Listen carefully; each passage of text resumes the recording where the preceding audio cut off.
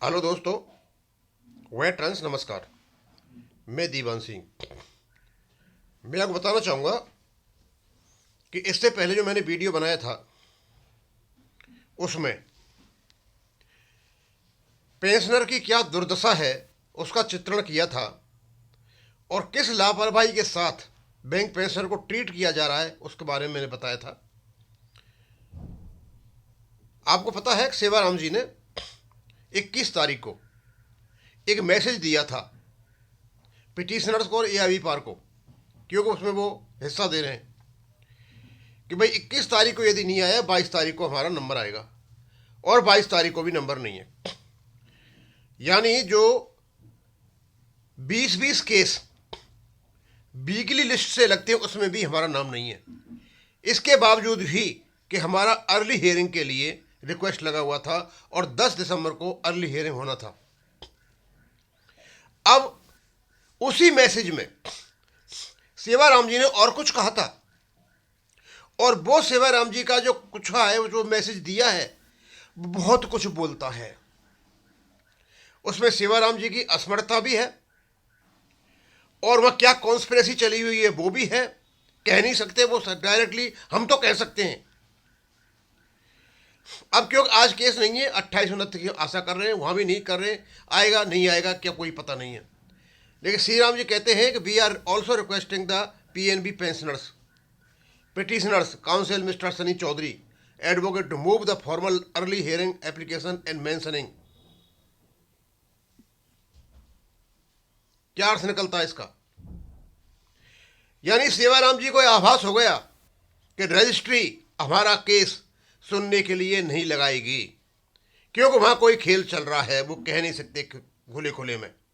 इसलिए उन्होंने पीएनबी के पेंशनर्स और पिटिशनर का जो काउंसिल है सनी चौधरी को ये रिक्वेस्ट किया है कि आप दोबारा पुनः एक अर्ली हियरिंग के लिए एप्लीकेशन लगाएं या फिर मेंशनिंग करें। मेंशनिंग कोर्ट में जाके जज के सामने होता है, जैसा पहला आपने किया था, कब अक्टूबर में किया था और दिसंबर 2025 को किया था।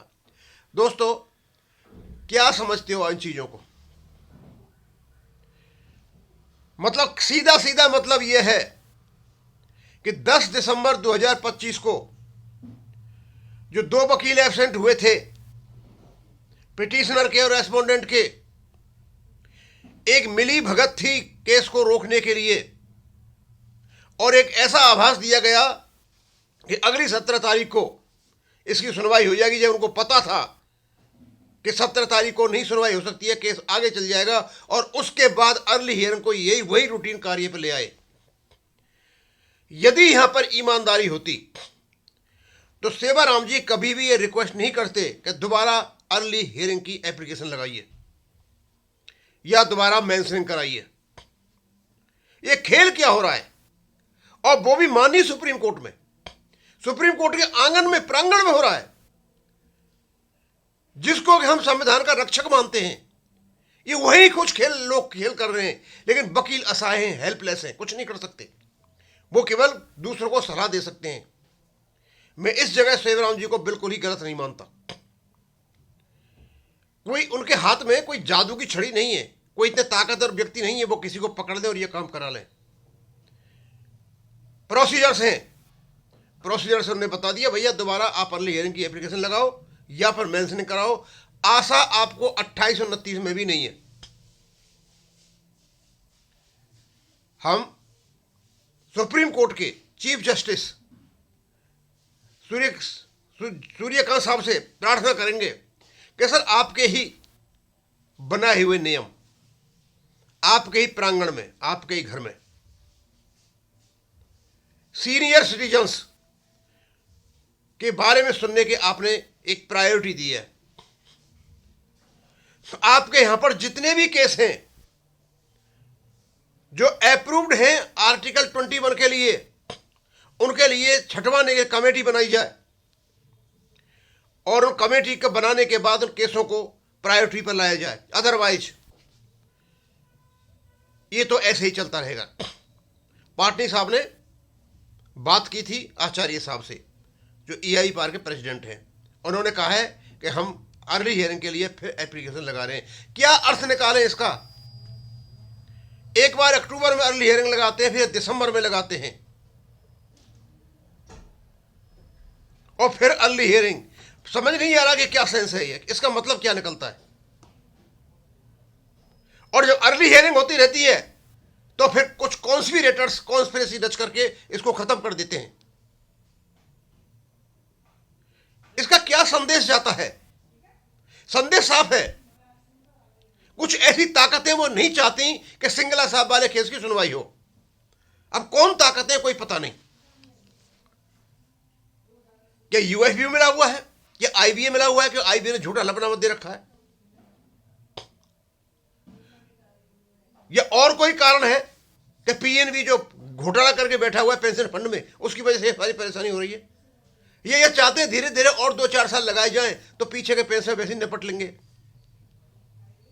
जैसी रिपोर्ट बताती है कि मृत्यु दर बैंक पेंशनर्स में सबसे ज्यादा है। दोस्तों, मामला बहुत गंभीर है, और ये जो सेवाराम जी ने अपने मैसेज के अंत में जो कुछ लिखा, मैं पर बताता हूं। We are also requesting the PNB pensioners petitioners council mister Sunny Chaudhary advocate to move the formal early hearing application mentioning application HB have done the same twice earlier to bring the matter on board in October and December.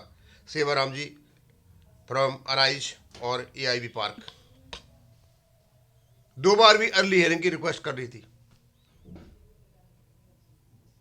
इसका मतलब यह हो गया early hearing आने के बावजूद भी वह खेल होते हैं और लोगों को बेवकूफ बनाया जाता है। अब हम एक वीडियो बनाएंगे यहाँ से। हम तो सीआई साहब को ही अपने यूट्यूब पर रिक्वेस्ट करेंगे कि सर आपके ही घर में, आपके ही प्रांगण में, आपके ही बनाए हुए नियम तोड़े जा रहे हैं, तो आखिरकार इस देश के नागरिक जाएं तो कहाँ जाएं। इसलिए जरूरी है कि आपके यहाँ पर जितने भी सीनियर सिटीजन्स के केस हैं और आर्टिकल 21 से रिलेटेड हैं, उनको छंटवाया जाए, उनकी एक लिस्ट बनवाई जाए और उनको प्रायोरिटी बेसिस पर सुना जाए। नहीं अदरवाइज लोगों का विश्वास कानून से ही उठ जाएगा। उठा भी है। जिन लोगों के घर में बहुत बड़ी परेशानियां हो रही हैं, हेल्थ केयर तक को पैसे नहीं है, उनका विश्वास भी उठा हुआ है। ऐसे नहीं होता कि 10-10 साल तक सीनियर सीनियर केस आर्टिकल 21 से संबंधित सुप्रीम कोर्ट में पड़े रहे। एक अजब गजब किस्म का एक खेल है ये। अब यहीं खत्म करूंगा। थैंक यू, धन्यवाद।